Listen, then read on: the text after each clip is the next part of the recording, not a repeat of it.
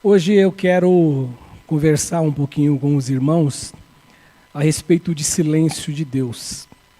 E mais precisamente dizer aos irmãos, o que fazer quando Deus fica em silêncio? O que a gente pode fazer quando Deus ele se cala? O que a gente pode fazer quando Deus não nos dá nenhuma resposta às nossas queixas? E quando a gente olha na Bíblia, nós vamos encontrar muitos personagens que viveram essa situação. E em muitos salmos, nós encontramos os salmistas se expressando desta forma e perguntando a Deus o porquê do silêncio de Deus. E o texto que eu gostaria de ler hoje aqui para a nossa meditação, que vai servir como base para a gente, é o Salmo de número 83, no verso 1, quando o salmista diz assim: ó Deus, não estejas em silêncio, não cerres os ouvidos, nem fique impassível, ó Deus. É uma oração, eu digo que é uma oração forte mesmo no sentido de colocar sobre Deus um jugo onde parece que Deus ele se esquece da gente, acusando Deus de alguma coisa porque Deus não está nos atendendo. E de verdade, eu acredito que talvez esta seja uma das piores sensações da gente que conhece Jesus, da gente que já teve um encontro com a palavra, da gente que aprendeu a orar na certeza de uma resposta, quando parece que Deus realmente ele se cala, ele fica em silêncio. Eu acredito ser esse um dos piores sentimentos. Ora, você busca Deus, e a resposta dele não vem. E para não ser, de repente, injusto, até vem uma resposta, mas ela é silenciosa, a gente não ouve, a gente não consegue compreender. E aí a gente mergulha no mar das sensações, a gente começa a pensar naquilo que não é realidade, a gente sai do caminho da realidade, sai do chão onde a gente pisa e começa a viver esses momentos de sensações. A sensação, por exemplo, é de que Deus não tem nenhum interesse em nossa causa. A sensação que nós temos é de que Deus ele não tem nenhuma preocupação com a nossa causa. A sensação que nós temos é que Deus ele não tem nenhuma responsabilidade para conosco em relação ao momento que nós estamos vivendo, em relação à dificuldade que nós estamos atravessando. Sim, porque em primeiro lugar, esta sensação ela só é uma sensação que está dentro da gente, ela só se torna uma sensação real para a gente quando as coisas não vão bem. Quando tudo acontece do jeito que nós achamos ser o melhor jeito, a maneira correta, o jeito que vai se encaixando em nossa vida, nós não pensamos assim. Nós não sentimos assim. Pelo contrário, essa percepção, ela só é uma percepção que acontece com a gente quando a gente olha em nossa volta, a gente olha para aquilo que nós estamos vivendo e as coisas não vão bem, as coisas parecem que estão dando exatamente e absolutamente tudo errado. E aí você pode pensar, é um sonho que não se realizou, é um sonho que você tanto desejou, tanto almejou, mas você nunca viveu, ou se não, seja um sonho que você conseguiu conquistar. Só que esse sonho, na verdade, ele foi um sonho que acabou logo, é um sonho, um projeto de vida que você tinha, que você desenhou, que você correu atrás dele, que você se dedicou, mas de repente você percebe que acabou, chega um momento que não existe mais. O sonho se frustrou, o sonho é frustrado. Alguma coisa aconteceu, alguma coisa se perdeu. A grande verdade é exatamente esta, Outra coisa que a gente pode dizer que essa situação, esta sensação de que Deus está em silêncio, ou de que realmente Ele não está interessado em nada do que está acontecendo com a gente, se deve ao fato de um pedido. Você ora, você deseja aquilo, você almeja aquilo, e nós vivemos uma época, muitos anos atrás, que na verdade usavam muitos alguns jargões evangélicos, por exemplo, aquele eu tomo posse disso, eu tomo posse daquilo, bem naquela época também do estar amarrado. A gente ouvia muito isso, eu tomo posse. Agora, quando você diz eu tomo posse disto, mas você vê que na prática nada disso acontece, então isso começa a gerar em você essa sensação do silêncio de Deus.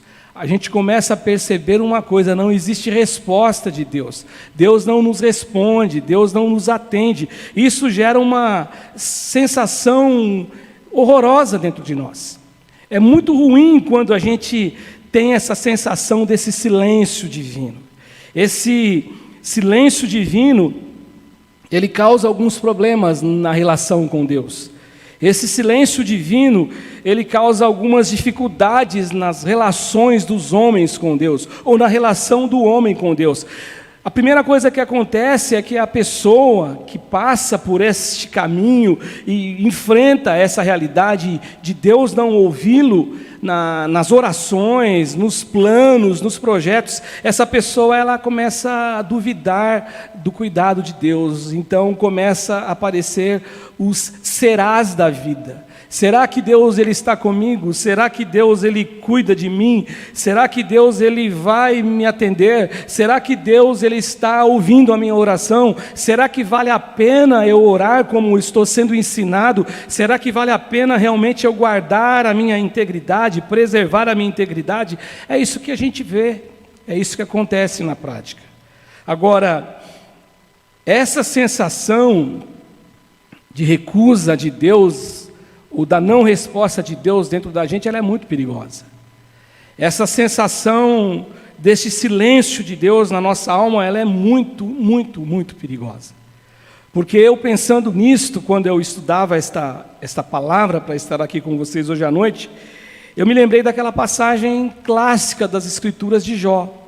Quando Jó, ele enfrenta todo um dilema, mas eu me lembro, na verdade, do que disse Satanás a Deus, quando Deus disse alguma coisa para Satanás, porque Deus ele exaltou ao homem Jó, Deus ele colocou o homem Jó num patamar diferente de todos os homens. Ele disse assim: não existe nenhum homem como ele, que é íntegro.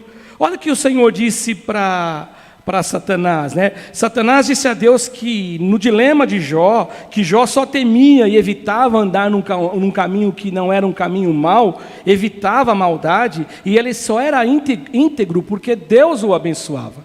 E esse é o grande problema, por isso que eu digo que a resposta que Deus não nos dá, o silêncio de Deus, e quando eu começo a me deixar guiar por sensações assim que Deus se esqueceu de mim, a minha relação com Deus ela começa a ser desconstruída. Então isso é problemático, porque na verdade a gente começa a deixar com que Satanás ele tome vantagem sobre nós.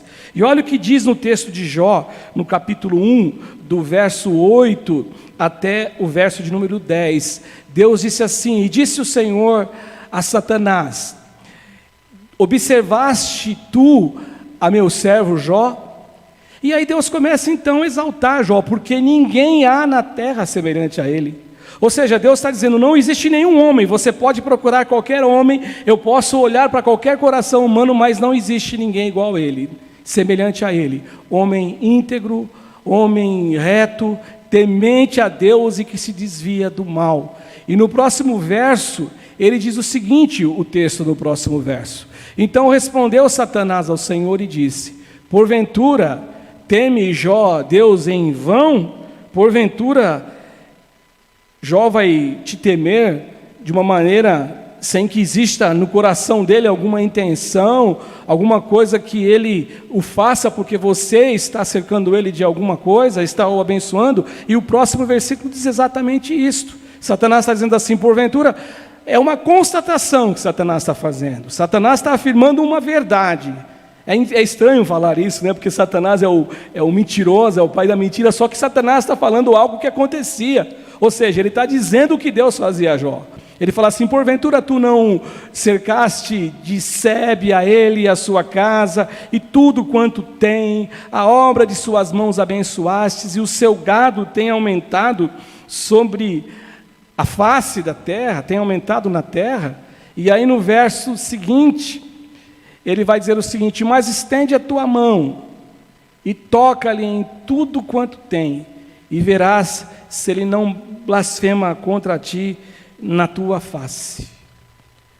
Por isso que eu estou dizendo para você que essa sensação do silêncio, do afastamento, do abandono de Deus é perigoso demais. Por isso que algumas pessoas começam a andar num caminho de blasfêmia contra Deus. Eles começam a trilhar um caminho onde Satanás ele toma vantagem sobre ele. Ele começa a trilhar um caminho onde Satanás, na verdade, os engana. Ele começa a trilhar um caminho onde o seu coração os engana. Ele começa a trilhar um caminho onde ele olha para a circunstância. Ele começa a trilhar um caminho onde a relação que ele tem com Deus, ela vai sendo destruída, ela vai sendo construída num outro tipo de relação. É uma relação de desconfiança.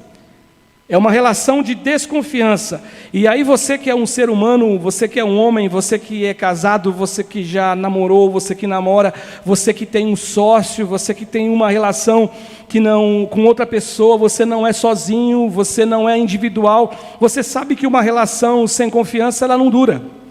Um marido que não confia na mulher, não dura uma relação. Uma mulher que não confia no marido, não dura essa relação. Então, com Deus é a mesma coisa. Se o ser humano, ele coloca no coração, se o ser humano deixa ele entrar no coração dele essa sensação de que o silêncio de Deus, na verdade, significa um descuido de Deus, essa relação ela vai sendo destruída. Então, a grande pergunta a ser respondida aqui hoje, à noite, a grande pergunta é essa mesmo: como lidar com o silêncio de Deus? O que eu posso fazer para ter uma relação com Deus quando Ele fica em silêncio? Ah, pastor, é só cantar o hino da Cassiane. É verdade. Cantar o hino da Cassiane pode fazer bem para a tua alma, desde que isso seja uma verdade que entre no teu coração. Mas quando você vive um momento de dúvida, onde você deixa, como eu disse, Satanás tomar vantagem sobre você, aí você começa a desconfiar de Deus. Então a primeira coisa que a gente precisaria fazer é crer em algumas coisas. E dentre elas a gente precisa crer em primeiro lugar que o silêncio de Deus não significa de modo algum, em absoluto, que Ele nos abandonou. O silêncio de Deus não significa que Deus nos esqueceu. O silêncio de Deus não significa que Deus nos deixou de lado. Mas eu confesso para vocês, eu confesso para cada um de vocês que está me vendo falar aqui hoje, e talvez a me ver falar em outro dia, eu confesso para você que é muito difícil viver um momento assim. É muito difícil a gente conseguir manter o equilíbrio num momento assim. E eu começo a achar que, se foi difícil para o salmista, e como eu disse para você, quantos salmos que o salmista ele se porta, aliás, ele se posta diante de Deus, ele vai na presença de Deus, ele se porta desta maneira. Por exemplo, o Salmo 13, até quando, ele vai falando até quando o tempo inteiro, até quando o Senhor não vai me ouvir, até quando os inimigos vão prevalecer contra mim, até quando isso, até quando aquilo. Então você começa a ser picado por esse vírus do até quando, e da distância de Deus, e do distanciamento de Deus, porque Deus se calou. E se na época do salmista isso já era uma dificuldade, eu fico pensando na época de hoje. Quanta dificuldade a gente tem para entender isso. Nós somos da geração, eu gosto sempre de dizer isso, nós somos da geração do drive-thru. Nós somos da geração que nós não precisamos mais ir. Eu acabei pegando essa geração, mas nós somos hoje da geração que eu não preciso mais ir a um endereço, a uma locadora, escolher um filme, olhar a prateleira ali onde é oferecido para a gente alguma coisa, sem a certeza que eu encontrarei aquele filme porque alguém já alugou. Eu não preciso mais disso. Eu entro hoje na minha casa, eu consigo, de repente, o que você tem lá na sua casa, o canal de assinatura, você assiste o filme na hora, você aluga na hora. Nós somos da geração que eu consigo falar com o meu filho ou com a minha filha, você consegue falar com o teu filho, ainda que eles estejam longe da gente, a milhares de quilômetros, mas a gente consegue olhar, ainda que não dê para abraçar, a gente consegue se falar.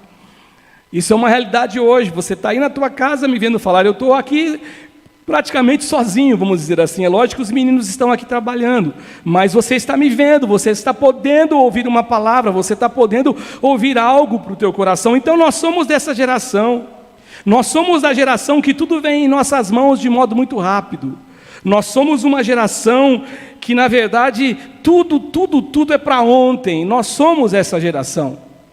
Eu me lembro, irmãos, quando eu comecei a trabalhar na empresa que eu trabalhei 31 anos, a gente tinha máquina de datilografia, nós tínhamos a calculadora, não tínhamos computadores, não tínhamos nada. E aí eu me lembro que a gente escutava assim, olha, quando chegar o computador, quando chegar alguma coisa, isso vai melhorar a nossa vida, vai ser mais rápido, mas a gente percebeu que não é nada disso, a gente percebeu que melhorou a vida de alguns, para alguns daqueles que são os capitalistas, mas para o trabalhador, aquele que trabalha lá embaixo, só ficou mais difícil, ele é mais exigido, ele trabalha mais, porque é tudo rápido, Eu me lembro também de uma situação que recentemente, eu não sei se foi no ano de 2009, quando aquele voo da Air France, ele sai aqui do Recife e ele cai no mar, e aí morreram todas as pessoas, e eu me lembro que ouvindo essa notícia, aí eu escutei o pessoal dizendo o seguinte, os repórteres, que havia acontecido um episódio assim há muitos anos atrás, 1900 e bolinha, não vou lembrar o ano exatamente, e que tinha acontecido, e eu me lembro que, aí eu tive curiosidade, lá na empresa nós tínhamos uma assinatura com a revista Veja Digital, e a gente conseguia ler se quisesse, a gente não tinha nem tempo, nem paciência, nem vida para fazer isso, acho que tem que ter mais de uma vida, ler toda a edição, desde a primeira revista Veja, e eu fui, até que eu achei o acidente da Air France. E uma coisa me chamou a atenção, quando eu estava lendo a respeito daquilo, que quando esse acidente aconteceu, semelhante ao que havia acontecido em 2009, diz assim que as pessoas não tinham o nome dos passageiros, dos tripulantes, eles não tinham os nomes a apresentar, ninguém sabia, ninguém tinha certeza, porque na verdade eles estavam dependendo de um telex, e o telex chegou todo mal escrito. Aí eu fiquei pensando, eu falei, gente, telex, hoje é tudo rápido, hoje as coisas acontecem do outro lado do mundo, você tem a notícia agora. Por isso que talvez o nosso coração e a nossa vida, ela é tomada por essa sensação de impaciência, e quando Deus ele fala, espera, fique quieto, aquieta-te, como ele diz no Salmo 46, a gente carrega tanta dificuldade para entender isso de Deus. O Silas ele falou de José no momento do louvor, e quando José foi vendido pelos seus irmãos, talvez o seu coração pesasse a seguinte coisa, Deus se esqueceu de mim. Eu disse isso na semana passada, eu disse isso alguns dias atrás. Talvez José ele pensasse assim, poxa, por que Deus está em silêncio em relação a tudo isso? O que não dizemos de Ana, né, irmãos? Ana, aquela mulher de Eucana, que tinha ela como esposa e tinha Penina como a outra esposa, e a Bíblia chama Penina de adversária de Ana. O que não dizer de Ana, que ficava triste, amargurada, angustiada, que orava, queria um filho, e Eucana fazia de tudo de melhor para Ana, ele dava o dobro para ela de tudo, ele dizia para ela assim, Ana, eu não sou melhor para você do que 2 filhos, 10 filhos, sei lá, não me lembro nem a quantidade que o texto sagrado fala, agora me fugiu a memória, mas o fato é que Ana, ela se angustiava, e talvez no coração de Ana, ela pensou assim, puxa vida, por que desse silêncio de Deus em relação ao meu pedido? O silêncio de Deus nos incomoda, gente. O silêncio de Deus, às vezes ele nos trata de um jeito, nós deixamos com que isso aconteça na verdade, porque Deus sempre quer o melhor para a gente, mas o silêncio de Deus, ele mexe com a gente. Como crer que Deus está conosco mesmo, quando o silêncio é a única realidade que nós estamos vivendo? Como crer que eu e você, nós somos importantes para Deus, quando parece que nos falta da parte dele o cuidado? A dificuldade da gente equacionar isso é uma realidade.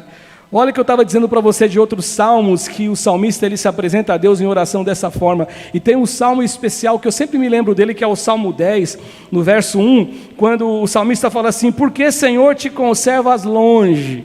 Por que te escondes no tempo de angústia? E toda vez que eu leio esse salmo, eu fico pensando que o salmista está dizendo algo para Deus duro.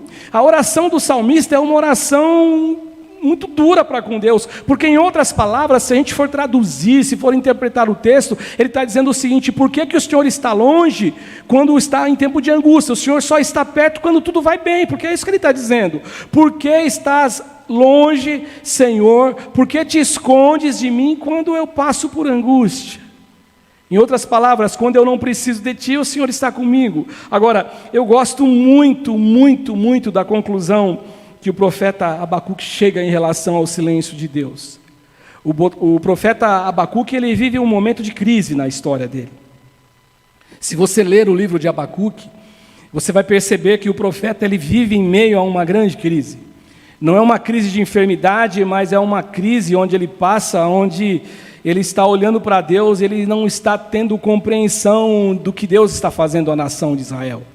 A crise do profeta, principalmente, é uma crise onde ele chega para Deus e ele fala assim: Deus, eu não acredito que o Senhor vai punir a nação de Israel, eu não acredito que o Senhor vai gerar essa punição à nossa nação, e usando como instrumento uma nação muito pior do que a gente, uma nação muito mais ímpia do que nós, uma nação muito pior do que a gente. Então ele viveu essa crise, e aí diante da crise, diante desses vai e vem da vida, diante dessa oração de um jeito, a resposta de Deus de outro, ou diante do silêncio de Deus, ele fala uma coisa que eu gosto muito, muito, muito. É um texto que a gente repete muito, mas é uma informação importante para nós hoje, onde o profeta está dizendo que Deus se silenciou, e se Deus ainda fosse continuar em silêncio, ele tinha admitido no coração dele uma única verdade.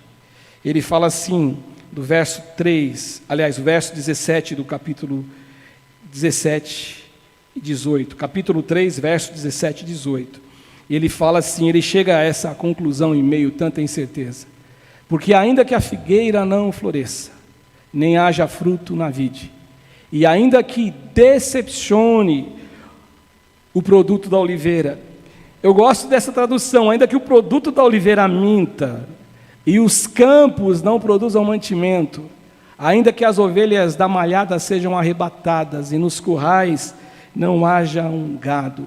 Ele fala assim: todavia eu me alegrarei no Senhor, e exultarei no Deus da minha salvação.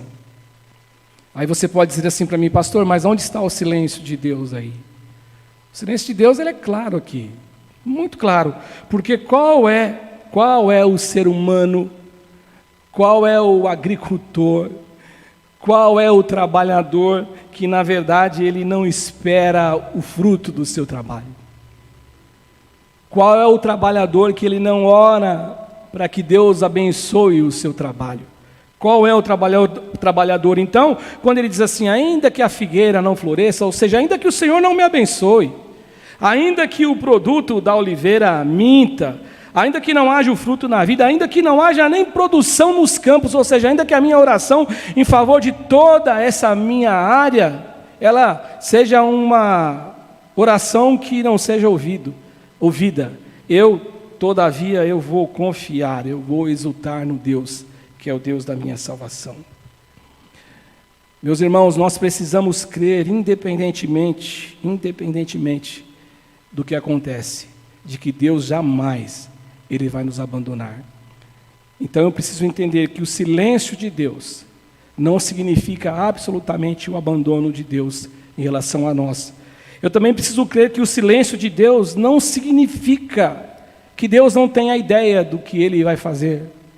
O silêncio de Deus não significa que Deus ele entrou numa situação onde fala: puxa, bugou tudo aqui, eu não sei o que fazer. O silêncio de Deus não significa que Deus perdeu a mão, não significa isso. Deus ele está no controle de todas as coisas.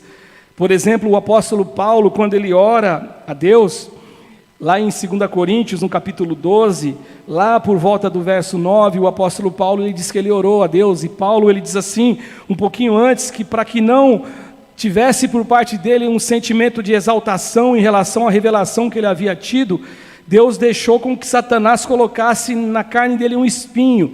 Já tentaram acertar, já tentaram dizer qual é esse espinho, mas o fato é que nós não sabemos que espinho é este.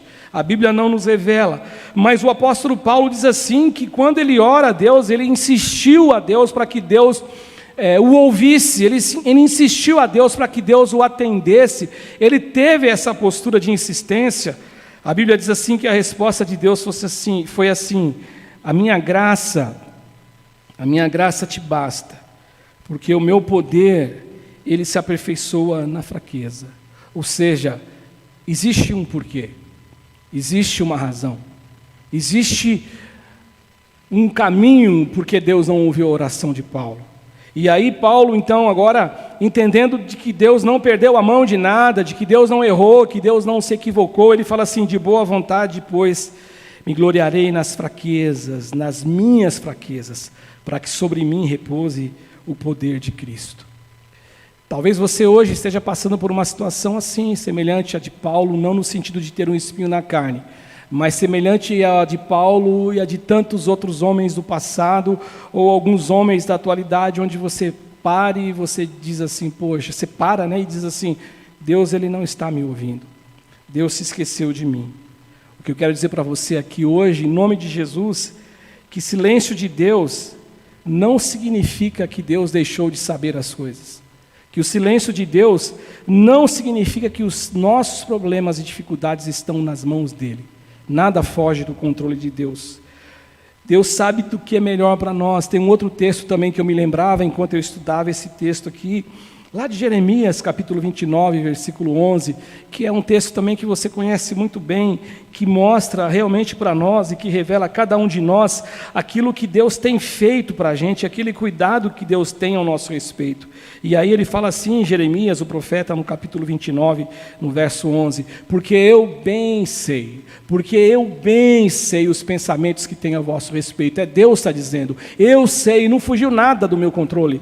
Mas, Senhor, eu estou aqui apavorado, eu estou aqui angustiado, eu sei o pensamento que eu tenho a respeito de vocês, diz o Senhor, pensamentos de paz e não de mal, para vos dar o fim que esperais, para te dar o fim que você deseja. Deus está cuidando da gente, aquilo que você espera, Deus jamais nos abandona. E eu vejo também o cuidado de Deus, eu vejo esta situação de Deus ter no controle, mesmo no silêncio de Deus, eu vejo realmente de forma clara, no meu coração, eu não sei quanto a você, mas eu vejo isso, Deus cuidando da gente, eu percebo isso quando eu vejo o Salmo 139, eu vejo essa verdade de Deus jamais deixar de saber o que Ele vai fazer em relação a você, em relação a nós. Quando o salmista, Davi, ele fala assim, os teus olhos me viram, a substância, o meu corpo ainda em formação, e aí olha o que ele diz, meus irmãos, e no teu livro,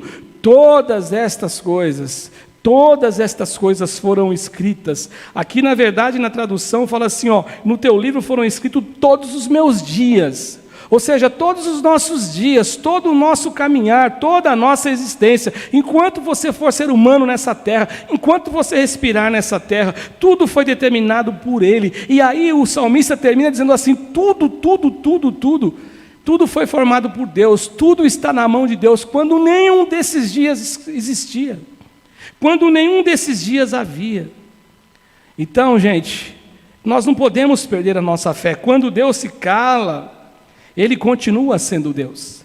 É isso que nós cantamos, que Ele continua sendo Deus. Quando Deus se cala, Ele continua sendo um Deus poderoso. Quando Deus se cala, Ele continua sendo um Deus que ama. Quando Deus está em silêncio, Ele não deixou de te amar. Quando Deus está em silêncio, Ele não deixou de ser um Deus que opera. Quando Deus está em silêncio, Ele não é um Deus que na verdade não vai cuidar de você. Deus, Ele tem tudo nas suas mãos. Na semana passada eu disse assim que eu não sei responder tudo. Tem pessoas que têm uma expectativa dos pastores, que nós devemos ter a resposta para tudo. Quando nós nos calamos, quantas vezes nós nos calamos, e no nosso silêncio existe um diagnóstico a ser dito. Nós nos calamos porque no nosso silêncio é um momento onde nós não sabemos o que vai acontecer. Nós não sabemos o que fazer. Nós não sabemos como continuar aquilo que nós estamos enfrentando. Como fazer? Nós não sabemos. Como continuar a nossa jornada? Existe um gigante, existe uma dificuldade. Agora, quando Deus se cala, jamais isso vai acontecer com Deus. Quando Deus está em silêncio, jamais isso acontecerá com Deus. Deus, ele não fica em silêncio, e você pode ter certeza que Deus jamais, ele vai perder o controle das coisas, porque tudo, exatamente tudo, absolutamente tudo e todas as coisas estão sob o comando de Deus. E eu vejo também ainda uma outra situação que, para que eu enfrente, para que eu aprenda a lidar com esse silêncio de Deus, eu preciso crer que no silêncio de Deus, agora não é não significa. Se na primeira lição crer que o silêncio de Deus não significa o abandono, se na segunda lição crer que o silêncio de Deus não significa o descuido, agora eu preciso entender que crer no silêncio de Deus significa que Ele está extraindo aquilo que eu tenho de melhor na minha vida. A provação nos torna mais fortes, a dificuldade nos torna experientes, a dificuldade nos faz florescer e nascer de uma maneira com outra mentalidade. É isso que é a grande verdade, isso a gente encontra na Bíblia. Eu acho incrível. É na guerra, é na luta que nós descobrimos quem nós somos. É na guerra que nós descobrimos quem é quem. É na luta que nós descobrimos se alguém está firme com Jesus, se alguém anda com Jesus de verdade. Agora você pode perguntar assim: poxa, pastor, mas Deus, ele extrai de nós o melhor, deixando a gente sofrer? Às vezes, você pode pensar que isso pareça da parte de Deus um Deus que é um Deus cruel. Parece que você pensando assim, a gente pensando assim, essa afirmação que eu faço, que Deus, ele extrai o melhor de você na dificuldade, no silêncio dele, aquilo que se abate sobre você, parece então que isso é uma loucura, é um Deus severo, é um Deus que na verdade é um Deus muito cruel, muito radical. Eu volto a citar Jó.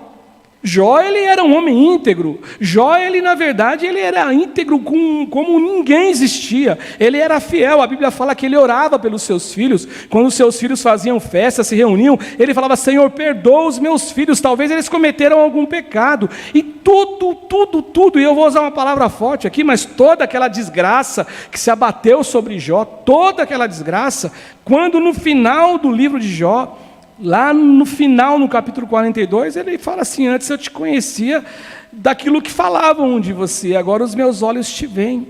Então, essa questão de extrair o melhor da gente é uma realidade. Agora, só que isso não é fácil de resolver. Eu reconheço que isso não é fácil. Não é fácil da gente pensar. Agora, por outro lado, eu penso ao contrário. Você vai dizer: pastor, mas que história é essa que não é fácil e agora você vai dizer que é fácil? Eu digo que é fácil quando na verdade eu olho para a relação de pais e filhos, quando eu olho para uma relação de Deus para conosco, mas se espelhando naquilo que o nosso pai faz para a gente, ou naquilo que o nosso pai deixou de nos fazer, ou naquilo que você como pai deixa de fazer ao seu filho. Os nossos pais, eles não nos deram tudo o que nós queríamos. E a razão dele não nos ter dado tudo o que nós queríamos é porque nossos pais nos amavam. Você que tem o seu pai vivo até hoje, você sabe disso, o seu pai ama você. O seu pai ama. E você que é pai, você tem filhos, você também deixa de dar coisas ao seu filho porque você o ama.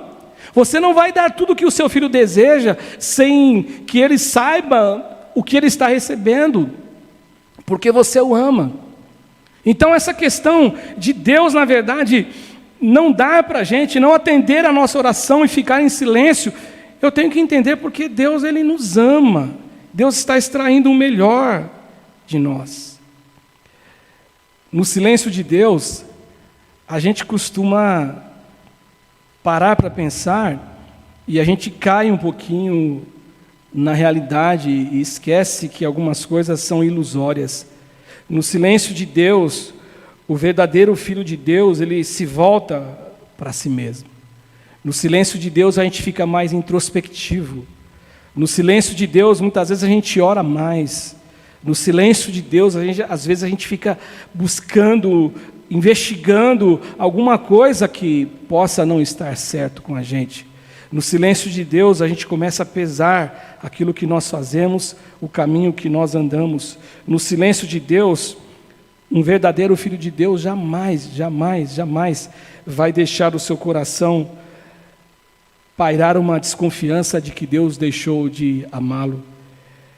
No silêncio de Deus, o verdadeiro filho de Deus não perde a fé.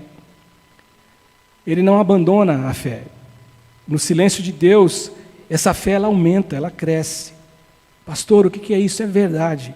O verdadeiro filho de Deus, aquele que conheceu Deus, aquele que não barganha com Deus, aquele que não serve a Deus, cumprindo, na verdade, deixando Satanás tomar uma vantagem sobre nós, porque Deus, quando disse para Satanás, lembra que eu disse no início do Jó, olha, está vendo Satanás, você que está passeando pela terra, viu o meu servo Jó, como ele é íntegro, não existe homem temente a Deus, que me teme como ele não existe. E aí Satanás disse assim, lógico, você dá tudo para ele. Um verdadeiro filho de Deus, ele serve a Deus e ama a Deus, e tem fé em Deus, e não deixa esmorecer a fé em Deus, independentemente do que ele tem, porque a maior riqueza ele sabe ter, que é o Senhor Deus dentro do coração dele.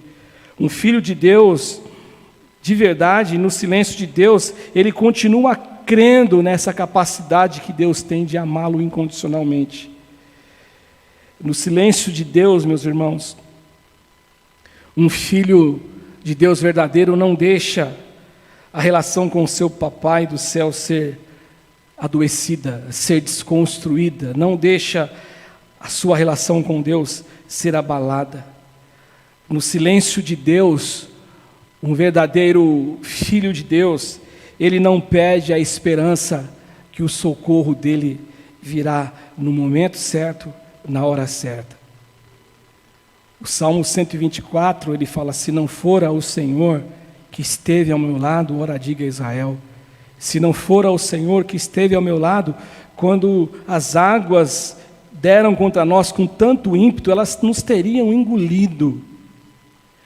Mas lá no final, no verso final do Salmo, ele fala assim, mas o meu socorro está em o nome do Senhor, que fez os céus e que fez a terra.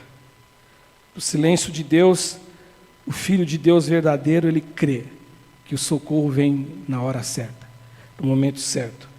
Desta forma, o silêncio de Deus, ele serve sim, para Deus extrair da gente aquilo que existe de melhor dentro da gente.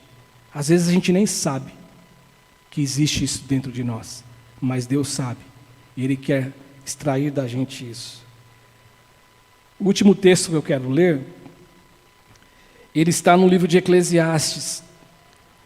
Ele faz uma afirmação, e ele está bem naquela situação, e naquele contexto, essa é a palavra melhor, naquele contexto, onde o escritor de Eclesiastes diz assim que é melhor você estar na casa onde há luto, do que estar numa casa onde existe alegria, onde existe festa. Porque na casa onde existe luto, existe reflexão, existe um pensar objetivo na vida, do que realmente importa na vida, o que é importante na vida. E esse verso de 7:3 de Eclesiastes, o capítulo 7, ele fala assim, essa tradução que está aparecendo para você fala, melhor é a mágoa do que o riso, porque com tristeza do rosto se faz melhor o coração. Olha que afirmação que o escritor está fazendo aqui. Ou seja, Deus está extraindo o melhor da gente. Na tradução, na nova linguagem, na nova versão internacional, né, na NVI, fala assim, a tristeza é melhor do que o riso. Essa mágoa, então, aqui, ela entra aqui na nova tradução como tristeza. Na tristeza, ou a tristeza é melhor do que o riso, porque o rosto triste melhora o coração. Porque na tristeza, Deus extrai o melhor da gente. A minha conclusão é de que, realmente, o silêncio de Deus, ele para nós é algo difícil de assimilarmos. Não é fácil a assimilação do silêncio de Deus. Um dia eu ouvi um pastor pregando, e eu nunca mais me esqueci disso que ele disse na pregação. Ele disse assim que o que falar de uma mulher, de uma esposa, que depois de orar 30 anos, de orar 30 anos para que o seu marido se converta, e nesses 30 anos, o tempo vai passando e nada acontece. O que falar dessa mulher? Que Deus se silenciou totalmente em relação a isso. E aí ela chega e fala, perdi minha fé em relação a isso, não vou mais orar. Aí você pode dizer, poxa pastor, mas você está sendo contraditório em tudo que você disse agora. Não, eu estou fazendo uma constatação do que a vida é, do que o ser humano é em sua vida, do que você é e do que eu sou. Nós somos assim. Tem dia que nós estamos super bem, tem dia que nós estamos abatidos, mas eu tenho que entender. Eu não posso me esquecer de que Deus está com a gente. Conviver com o silêncio de Deus nunca será fácil. Mas Deus, Ele tem um desejo no coração. Ele tem um desejo no coração. É que o silêncio dEle, o seu silêncio, não nos faça pensar que nós somos abandonados, que nós somos os meninos, os filhos que Ele abandonou. O que Deus espera da gente é que o silêncio dEle não nos faça pensar que o Deus que nós servimos é um Deus que perdeu o poder. Que Deus é um Deus que não é tão operante como os nossos pais nos ensinaram, como a igreja nos ensinou, como a Bíblia nos diz. Mas o contrário. O que Deus deseja de nós, espera de nós, é que a gente saiba com toda a verdade em nosso coração que o silêncio dele tinha, tem e sempre terá o objetivo de nos melhorar, de extrair de nós o melhor. Eu falei recentemente aqui, domingo, a última vez que eu preguei, há 15 dias atrás, domingo, sobre a mulher cananeia. E a mulher cananeia, aquela mulher de origem grega, cirofenícia, Jesus ficou em silêncio. Ela foi clamando a Jesus porque a sua filha estava endemoniada. Jesus não a atendeu, Jesus ficou em silêncio, Jesus não respondeu nada a ela. Ela continuou clamando, pedindo a ajuda de Deus. Os discípulos disseram, olha, despede essa mulher que vem atrás de nós, atenda ela. Mas aí Jesus, quando responde, ele responde dizendo, olha, não, eu vim aqui, a minha missão não é cuidar dessas pessoas, eu vim aqui para consertar aqui as coisas da nação, as coisas da nação de Israel, dos perdidos da casa de Israel. E aí Jesus, quando responde para ela, manda esta, assim, dizendo que não é lícito pegar do pão dos filhos, que seria a nação de Israel, e dar aos cachorrinhos. Mas aquela mulher, ela responde, e você vai lembrar que eu preguei isso, de uma maneira que demonstra uma fé extraordinária. Porque Deus conseguiu extrair dela, por meio do silêncio dele, por meio da aparente negação dele, o melhor. Quando ela disse assim, ele fala, não é bom tomar dos filhos os pães e lançá-los ao cachorrinho. Mas a mulher tem uma réplica. E ela replicou dizendo o seguinte, Senhor, é verdade. Mas os cachorrinhos, eles comem de toda aquela migalha que os donos jogam assim, às vezes nem jogam, mas caem da mesa. E aí Jesus disse assim, olha, a tua fé é grande demais. Vai porque a tua filha já está liberta. Talvez hoje você está enfrentando essa situação do silêncio de Deus. E eu vim aqui hoje para te dizer em nome de Jesus, que Deus, Ele ouve você. Que Deus está olhando para você. Que Deus não te abandonou. Que Deus não perdeu o controle da situação. Pelo contrário, Ele continua sendo Deus e te amando.